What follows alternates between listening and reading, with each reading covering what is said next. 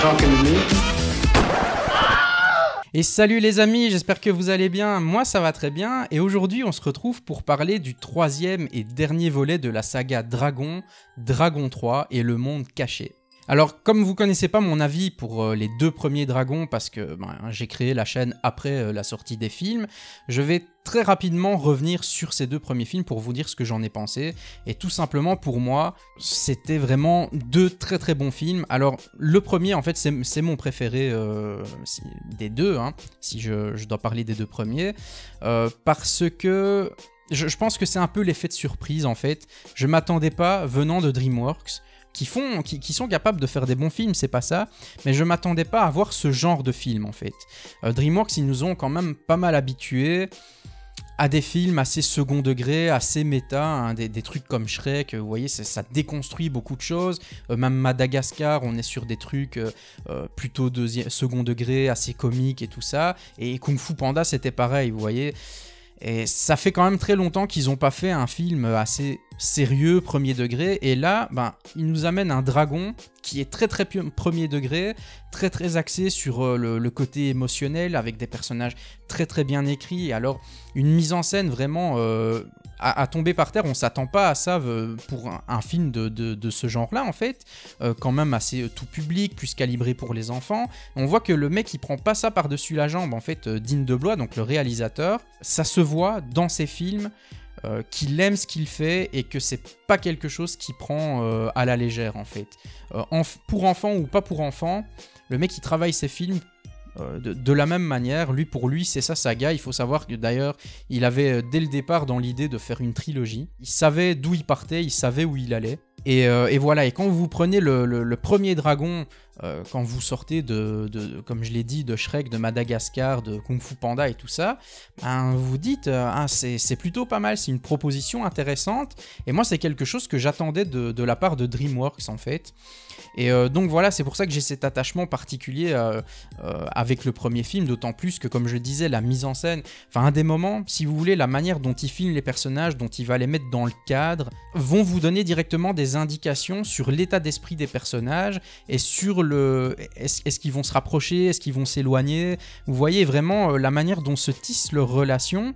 C'est pas uniquement par rapport à ce qui est dit, etc. C'est aussi montré par les images, par les plans, les valeurs de plan qui sont choisies et la manière de disposer les personnages dans le cadre, la manière dont ils vont se déplacer, etc. Donc c'est vraiment un travail de réalisateur à part entière, limite un film d'auteur, le truc, en fait. C'est pour ça que j'avais beaucoup aimé le premier, et voilà, le deuxième, je l'ai beaucoup aimé aussi, mais évidemment, comme la surprise était moindre et que je m'attendais à quelque chose de cet acabit-là de la part de Dean DeBlois, il y avait moins de surprises, et du coup j'ai moins d'attachement pour le deuxième, même si voilà, il reste très très bon. Et il y a d'ailleurs une scène en particulier, moi, qui m'a beaucoup choqué. Donc si vous les avez pas vus, les films, je sais déjà même pas ce que vous faites là, mais du coup là je vais spoiler un truc, donc coupez la vidéo si vous les avez pas vus. Moi, la scène de la mort du père d'Harold, c'est une scène qui m'a vraiment beaucoup choqué, parce que même si voilà, avec le premier, Dean DeBlois, il nous disait, voilà, émotionnellement, etc., je vais faire du premier degré, donc ça pourra être joyeux à certains moments, triste à certains moments. Il faut prendre le film comme il est. Je m'attendais pas à ce qu'il aille aussi loin. Dans le deuxième, cette scène-là, elle est vraiment... je me suis dit, pour un enfant, c'est vraiment très dur à regarder. Alors, c'est pas révolutionnaire, hein, parce que même Disney a déjà fait ça avant, mais c'est comparable à la mort de Mufasa dans Le Roi Lion, en fait.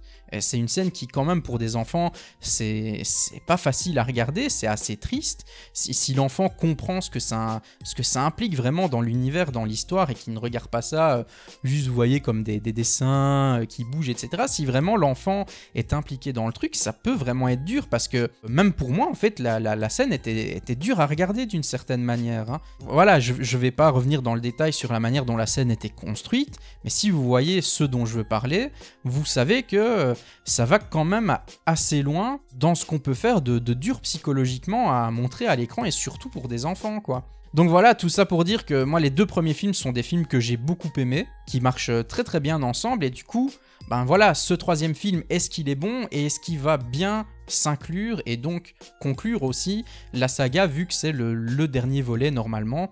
Eh bien oui, le film, encore une fois, pour moi le premier Dragon sera mon préféré. Parce que dans le premier, il y a certains défauts n'existent pas et qu'on retrouve parfois dans le deuxième et beaucoup dans le troisième. Mais globalement, ça reste un très très bon film et ça reste un volet qui conclut vraiment très très bien la saga.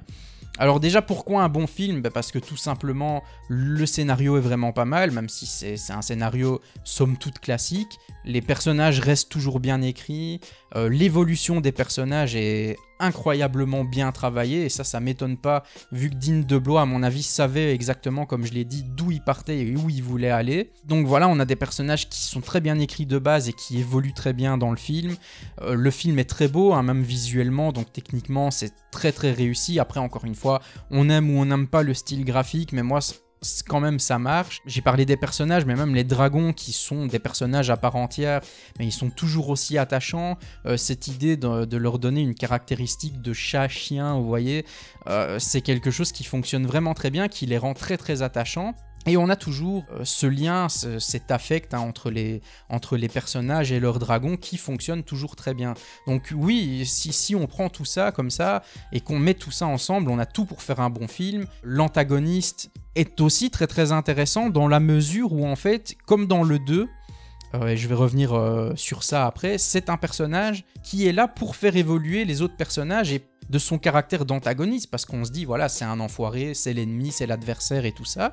On n'a pas envie d'être solidaire avec lui, bien au contraire, mais on comprend, comme dans le deuxième film, en fait, que ce personnage-là va permettre à Harold de passer encore une étape supérieure dans sa vie, de grandir et de comprendre des choses, en fait. Là, on vient du coup à l'aspect pourquoi est-ce que le film s'inclut bien dans la saga et qu'il la conclut bien.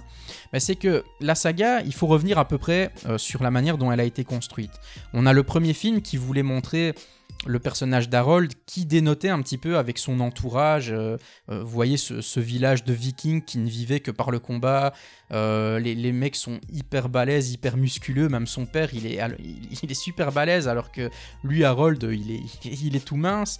Le mec, il n'est pas taillé pour le combat. Il n'a pas forcément envie de faire du mal aux dragons, parce que les vikings aussi tuent les dragons, parce que pour eux, les dragons sont une menace, etc.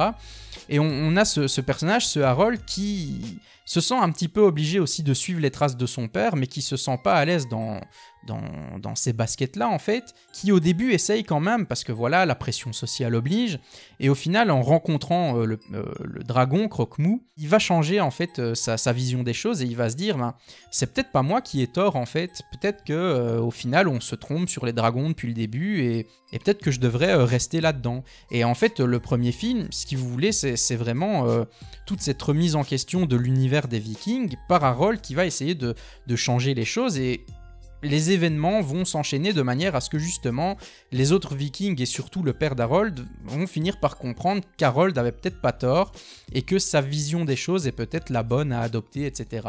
Et cette relation entre Harold et Croque-Mou qui va se tisser tout au long du film. Le deuxième film, lui, il est un peu construit différemment dans la mesure où en fait on a vraiment un antagoniste humain cette fois-ci, contrairement au premier volet, et qui lui en fait va pousser Harold à comprendre que d'une part il va devoir accepter certaines responsabilités dont il ne voulait pas forcément. Maintenant en fait il n'était pas forcément prêt, vu que le roi, le chef en tout cas c'était son père, et là brutalement avec la mort de son père, ben, quelque part il se retrouve obligé de reprendre le flambeau alors qu'il ne se sentait pas prêt. Donc ça, c'est la première chose à laquelle Harold va être obligé de faire face à cause de l'antagoniste. Et la deuxième chose, bah, c'est que Harold va devoir comprendre qu'en fait, s'il veut quelque part préserver cette paix entre les dragons et les humains et tout ça, il va être obligé de combattre l'antagoniste, parce qu'en fait, Harold, au début du deuxième film, il est plus en mode, voilà, moi je vais discuter, etc. Et son père lui dit il y a des gens avec qui on ne peut pas discuter. On se dit bon c'est une morale même pour les enfants qui n'est pas habituelle parce que très souvent on a tendance à dire aux enfants la paix c'est bien, la guerre c'est mal. Et là on a quelque chose d'un peu plus nuancé où on nous dit oui la paix c'est mieux, mais il y a peut-être aussi des personnes qui de toute façon ne voudront pas entendre raison et qui ne veulent qu'une chose, c'est vous détruire. Et ces personnes-là, à part les combattre, vous pouvez rien faire d'autre. Il ne faut pas espérer pouvoir dialoguer forcément avec ces personnes-là, ou alors peut-être essayer un premier temps comme l'a fait Harold, mais avec la mort de son père notamment, il va très vite comprendre qu'en fait non, avec ce gars-là c'est pas possible de discuter et il va devoir prendre les choses en main et combattre ce mec-là. Et c'est vrai que d'un point de vue thématique en fait c'est pas habituel qu'on dise ça, en tout cas selon nos standards à nous, aux enfants en fait. Comme je l'ai dit, hein, c'est plus binaire, c'est la guerre c'est pas bien et la paix c'est bien. Et là, on a quelque chose de beaucoup plus nuancé et honnêtement, encore une fois, c'est tout à l'honneur de DreamWorks et de Dean DeBlois, je trouve. Donc voilà, dans ce deuxième, on a une évolution d'Harold qui va encore un peu plus loin,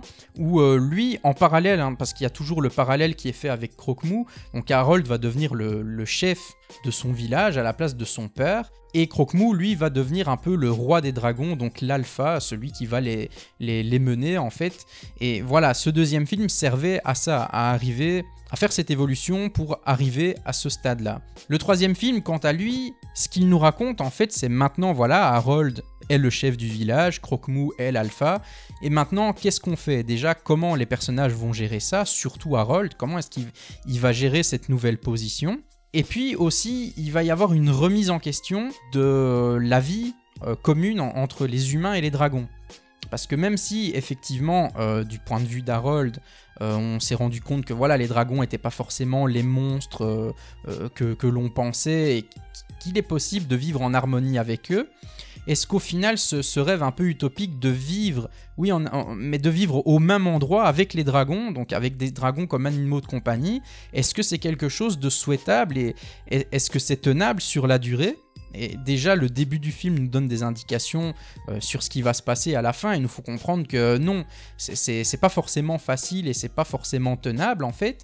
Et encore une fois, l'antagoniste, lui, ce qui va amener, c'est par la menace qu'il va apporter, il va forcer Harold à se remettre en question encore une fois, comme dans le deuxième, mais cette fois-ci par rapport à justement cette construction du village qui tourne beaucoup autour des dragons, etc. Au final, est-ce que c'est possible? Et du coup, Harold va remettre ça, enfin en tout cas, il va être obligé de remettre ça en question à un moment donné, et de se dire, ok, vivre en harmonie avec eux, mais vivre vraiment avec eux comme des animaux de compagnie, est-ce que c'est une bonne idée? Et on se rend compte à la fin du film, en fait, que non, effectivement, d'où cette fin qui est vraiment très triste, puisqu'on a mis quand même 2 films et demi à tisser des relations entre les différents personnages, entre les personnages et leurs dragons, et notamment entre Harold et Croque-Mou. Et là, de se rendre compte qu'en fait, ils vont devoir se dire au revoir, se séparer, et que c'est vraiment la conclusion, en fait, que c'est quelque chose qu'on ne reverra plus, ben, c'est quelque chose de pas facile à encaisser, encore une fois, surtout pour un enfant, à mon avis. Et voilà, quand on voit ça, on se rend compte que Dean DeBlois, il a fait un travail incroyable. Il aimait ce qu'il faisait avec Dragon, qu'il voulait bien le faire, et que pour lui, voilà, il avait vraiment cette vision du début, du milieu et d'une fin, avec cette conclusion où les personnages vont vivre un peu chacun de leur côté.